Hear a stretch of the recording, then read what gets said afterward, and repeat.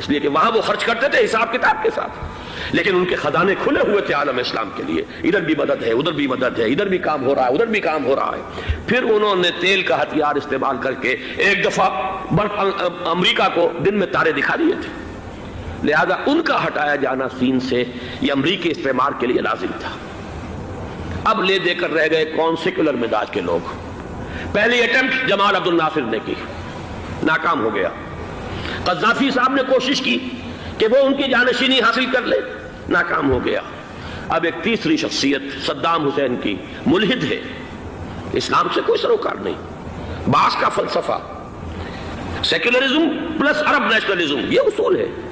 لیکن یہ ہے کہ یہ شخصیت ابو بکر ایسی آئی ہے کہ اس سے اس وقت یہ جان لیجئے، میں امریکہ میں بھی عربوں سے مل کر آیا ہوں، سعودی عرب میں بھی اب میں وہ دیکھ آیا ہوں، نوجوان نسل جو ہے عربوں کی، پورا جو دوسرے عرب ممالک ہیں جہاں پر کہ مذہب کا اتنا چرچا ہی نہیں ہے، پورا فلسطینی عرب، جارڈن کے عرب، شامی عرب عوام، وہ سب کے سب صدام کے پیچھے ہیں اس وقت، اس لیے کہ انہیں نظر آ رہا ہے کہ ایک شخص پھر ایسا پیدا ہو کر سامنے آ گیا ہے جو شاید عالم عرب کو پھر یونائٹ کر دے۔ اور یہ ہے اصل وہ شے کہ جو امریکہ کے لیے کسی صورت میں قابل قبول نہیں۔ دولت کے یہ ذخائر، خلیج کی یہ دولت، سیال سونا اور اس کے ذخیرے، اور یہ کسی طریقے سے یہ امریکہ کے زیر اثر نہ رہے، یہ ہے وہ شے جو اسے برداشت نہیں ہے۔ وہ کوئی اربوں کی محبت میں نہیں آیا 2.5 لاکھ فوج لے کر، وہ کوئی شاہی عرب جو خاندان ہے سعودی، اس سے اس کی کوئی دلچسپی نہیں ہے، کوئی پتہ نہیں کہ وہ خود ان کو ہٹا دیں اور وہاں پر کوئی جمہوری ڈھانچہ جو ہے وہاں پہ کھڑا کروا دے خود امریکہ۔ اس لیے کہ سعودی عرب میں دیکھ آیا ہوں، حالات اگرچہ ظاہر بات ہے کہ زیادہ گہرائی میں تو وہاں جانے کا موقع ہی نہیں ہوتا، بہت ہی مستبد حکومت ہے، لیکن صاف نظر آ رہا ہے کہ اس وقت دونوں طبقے نوجوانوں کے جو ہے وہ شاہی خاندان کے شدید خلاف ہو چکے، جو وہاں پر جدید مثقف طبقہ ہے، جدید تعلیم یافتہ، جو باہر پڑھ کر آیا ہے امریکہ میں اور کہیں اور وہ کثیر تعداد میں، اب وہ صاف سوال کر رہے ہیں کہ یہ بلینز اور بلینز آف ڈالرز کے جو ہمارا خرچہ آتا تھا، ہمارے ہتھیاروں کے آرڈر جاتے تھے، وہ کہاں گئے؟ کل 65,000 فوج، اور عرب کے پاس، سعودی عرب کے پاس اتنے ٹینک بھی نہیں ہیں جتنے کہ یمن جیسے غریب ملک کے پاس ہیں، تو ہمارا روپیہ یہ گیا کہاں؟ یہ ایک سوال ہے جو ہر شخص کے ذہن کے سامنے ہے۔ اب ہمیں اپنے معاملات کو خود سنبھالنا ہوگا۔ اسی طریقے سے جو مذہبی طبقہ ہے، اور وہاں ہے بڑی تعداد میں مذہبی طبقہ نوجوان جن میں بڑا جذبہ ہے، اور ان کا وہ جوش جہاد انہیں جہاد افغانستان تک لے کر آیا ہے۔ سینکڑوں عرب نوجوان یہاں جو ہے شہید ہوئے، اپنے ملک میں تو انہیں بولنے کی بھی کوئی امکان نہیں ہے، لیکن یہاں وہ جذبہ جو اندر اندر پروان چڑھ رہا ہے، وہ جذبہ انہیں لایا ہے، اور افغانستان کی سنگلاخ وادیوں کے اندر انہوں نے جام شہادت نوش کیا ہے۔ وہ طبقہ بھی شدید مخالف ہو چکا ہے کہ انہوں نے امریکیوں کو بلا کر، ان میں یہودی بھی ہیں، عیسائی تو ہے ہی ہے، یہودی ہیں، یہودی عورتیں ہیں، جو کچھ اب وہاں بے حیائی اور بے پردگی کے مناظر نظر آ رہے ہیں۔ یہ سرزمین عرب، میں نے امریکہ میں تقریر سنی ہے اسنا کے جو فائنل ان کا ایک سیشن تھا، اسلامک سوسائٹی نارتھ امریکہ، جس میں میں مدعو کیا گیا تھا، اور اسی لیے میں نے یہ سفر کیا تھا۔ ایک نوجوان نے جو تقریر وہاں پر کی ہے، واقعہ یہ ہے کہ میں حیران رہ گیا اس کی جرأت کا۔ اس نے کہا کہ حضور نے فرمایا تھا کہ جزیرہ نما عرب میں 2 دین جمع نہیں ہو سکتے، اور آج شاہی خاندان کی صرف اپنی حکومت کو بچانے کے لیے امریکیوں کو اتنی بڑی تعداد میں بلا لیا گیا ہے، جن میں موبائل چرچ بھی ہیں، موبائل سینیگوگز ہیں، یہودی مرد اور عورتیں جو ہے دندناتے پھر رہے ہیں آج عرب کی سرزمین پر۔ لہذا جو مذہبی طبقہ ہے وہ اس پر شدید رد عمل جو ہے اس کے اندر پایا جاتا ہے۔ یہ حالات ہیں جو میں آپ کے سامنے چاہتا تھا کہ رکھ دوں۔ یہ وہ شامت اعمال ہے۔ ایک طرف یہ کہ وہ شخصیت جو ہے صدام حسین کی، وہ کوئی پسندیدہ شخصیت نہیں، لیکن یہ کہ اس شخصیت کو تقویت دینے والے بھی تو یہی لوگ تھے۔ انہیں خطرہ تھا ایران کے انقلاب سے کہ کہیں اسی قسم کا کوئی انقلاب ہمارے ہاں نہ آ جائے، لہذا انقلاب ایران کو ایکسپورٹ نہ ہونے دے، اس لیے انہوں نے اسی صدام حسین کو بلینز اور بلینز آف ڈالرز کی مدد دی۔ آج وہی ہے، عربی کی تو ایک کہاوت بھی ہے، سمن کلبک، یا کو لوگ اپنے کتے کو کھلا پلا کے موٹا کرو، کسی روز تمہیں کو کاٹے گا۔ آج وہ تو انہیں کاٹ رہا، لیکن یہ کہ اس کا جو علاج تجویز ہوا ہے وہ انتہائی خوفناک ہے۔ 2.5 لاکھ امریکی، وہ استعمار کے پنجے جو بمشکل عالم عرب کے سینے سے جو گڑے ہوئے تھے اس استعمار نے، مشکل ہٹے تھے کہ ایک دم اب وہاں پر خبریں آ رہی ہیں، فرانسیسی بھی آ رہے ہیں، برطانوی بھی آ رہے ہیں، کہاں کہاں سے فوجیں آ رہی ہیں، اور وہاں پر 2.5 لاکھ تو صرف امریکن آرمی کا، اس میں تقریباً 1.5 لاکھ تو پہنچ چکی، اور جو بھی ہوگا وہاں پر جیسا کہ میں نے عرض کیا ہے اس قدر خوفناک سین ہے۔ میں نے بہت سے حضرات واقف ہوں گے، کئی مرتبہ میں نے حوالہ دیا ہے مولانا سید حامد میاں رحمہ اللہ کا. انہوں نے ایک دفعہ مجھے بتایا تھا کہ احادیث میں جو قرب قیامت کے حالات و واقعات کی پیشن گوئیاں ہیں، ان میں یہ ہے کہ وہ جو آخری جنگ ہونی ہے جو کہ دجال کے خلاف ہوگی مسلمانوں کی، اور جس میں کہ حضرت مسیح علیہ السلام کا نزول ہوگا، جس کے سلسلے میں اس سے پہلے ایک جنگ ہوگی بہت خوفناک، بہت خوفناک.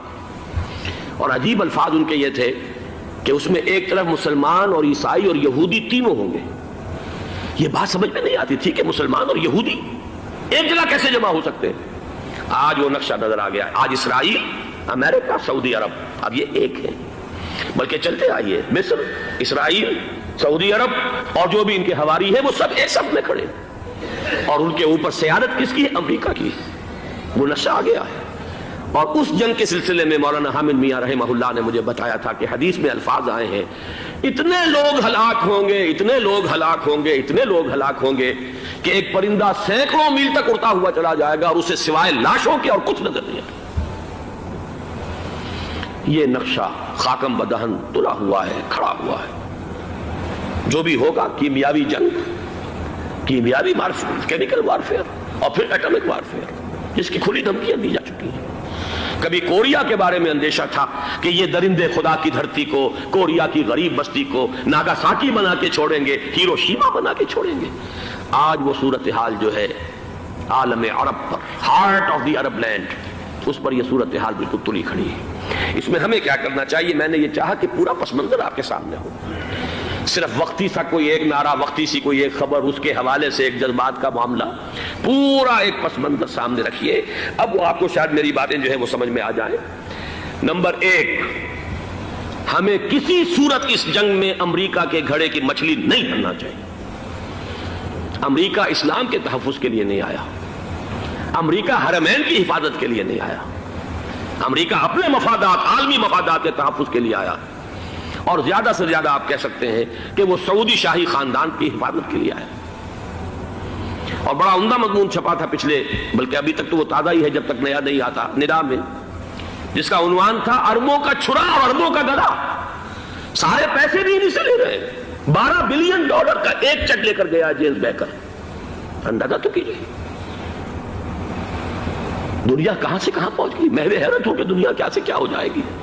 2 ماہ قبل اس کا تصور نہیں ہو سکتا تھا. اتنی بڑی قوت امریکہ کی، تباہ کن قوت، اور جمع ہو جائے گی عرب کے اندر. لیکن یہ کہ وہ کاسٹ بھی اربوں ہی کی ہوگی، انہی کا چھرا، انہی کا گلا. ہمیں کرنا یہ چاہیے، اللہ تعالی ہماری حکومت کو، ہمارے سیاستدانوں کو، ہمارے ذمہ دار لوگوں کو ہدایت دے، وہ امریکہ کے گھڑے کی مچھلی نہ بنے. اس کے تحفظ کے لیے یا شاہی خاندان کی حفاظت کے لیے بہت کچھ انہوں نے عیش کر لیے، کافی عیش کر لیے. باقی یہ کہ اب جو کچھ ہونا ہے وہ ہونا ہے. حرمین شریفین کو تو خود عرب کے لوگ کہتے ہیں کہ کوئی خطرہ نہیں ہے. سارا جھگڑا تو وہ تیل کی دولت کا ہے.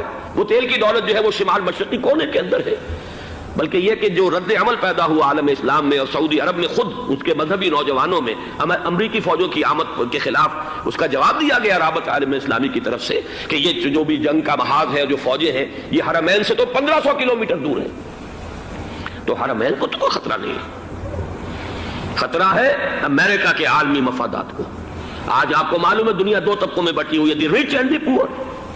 یہ جو اقوام ہیں، جو 6-7 قومیں شمار ہوتی ہیں دنیا کی دولت مند قومیں، ان کے لیے خطرہ ہے کہ یہ اگر ہم ان کا جو سب سے بڑا ذریعہ ہے اس کا صنعت کا، یہ تیل، اگر اس کو کچھ ہو گیا تو ان کی سب کی اکانومی جو ہے وہ ایک دم دھڑام سے زمین پر آ جائے گی. وہ بھی برابر ہو کر رہ جائیں گے دنیا کے دوسرے ملکوں کے. یہ اس کی حفاظت کے لیے آئے ہیں. ہمارے نوجوان کو آج میں سوچتا ہوں کاش کہ ہمیں معلوم ہو، ہمیں وہ تاریخ دہرانی نہیں چاہیے کہ ہم نے پہلی جنگ عظیم میں انگریزوں کے استعمار کے پنجے گڑوانے کے لیے اپنی جانیں دیں. پنجاب کا نوجوان، پنجاب کا مسلمان سپاہی بھی جا کر LNB کو قبضہ دلوانے کے اندر اور بغداد پر قبضہ کرانے میں اس کے تعاون کیا، اس کی مدد کی. کیا آج بھی وہی تاریخ اپنے آپ کو دہرائے گی؟ آج ہمارا فوجی جائے گا وہاں پر امریکہ کے تحفظ کے لیے، اس کے مفادات کے تحفظ کے لیے. پہلی بات یہ کہ یہ ہرگز نہیں ہونا چاہیے.